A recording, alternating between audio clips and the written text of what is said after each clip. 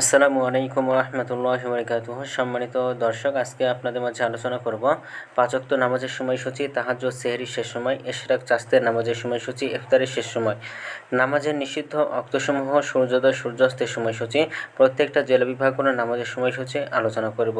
তা আজকে শনিবার 23 আগস্ট 2025 ইংরেজি, 8 ভাদ্র 1432 বাংলা, 28 সফর 1447 হিজরি।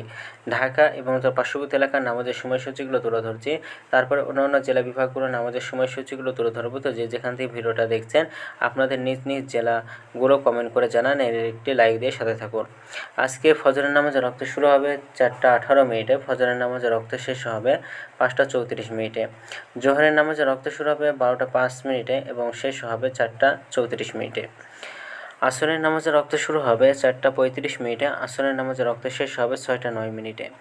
মাগরিবের নামাজের রক্ত শুরু হবে 6:30, মাগরিবের নামাজের রক্ত শেষ হবে 7:46।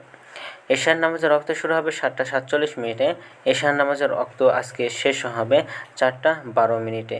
এই গেল ঢাকায় মতো পার্শ্ববর্তী এলাকার নামাজের সময়সূচি এগুলো। আজকের ঢাকায় মতো পার্শ্ববর্তী এলাকার তাহাজ্জুদ এবং সেহরির শেষ সময় হলো 4:12 এবং ইফতারের সময় সন্ধ্যা 6:30। আজকের নফল নামাজের উত্তম সময় হলো ইশরাক নামাজের রক্ত শুরু হবে 5:49 এবং শেষ হবে 8:40। আসরের নামাজের রক্ত শুরু হবে 8:41 এবং শেষ হবে 11:58। তাহাজ্জুদ নামাজের উত্তম সময় হলো রাত 9:52 থেকে শুরু হবে এবং তাহাজ্জুদ নামাজের রক্ত শেষ হবে 4:12। নামাজের নিষিদ্ধ ওয়াক্তসমূহ হলো 3টার সময়, সকালে 5:35 থেকে 5:48 পর্যন্ত, দুপুরে 11:59 থেকে 12:04 পর্যন্ত এবং সন্ধ্যায় 6:10 থেকে 6:26 পর্যন্ত। এই সময়ের মধ্যে আপনারা কোনো প্রকার নামাজ আদায় করতে পারবেন না। এই গেল ঢাকা এবং পার্শ্ববর্তী এলাকার নামাজের সময়সূচি।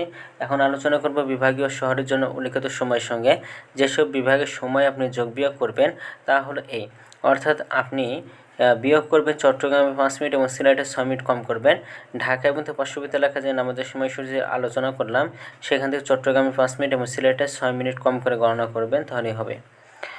এবং যোগ করবেন খুলনাতে 3 মিনিট, রাজশাহীতে 7 মিনিট, রংপুর 8 মিনিট, বরিশালে 1 মিনিট বেশি করবেন।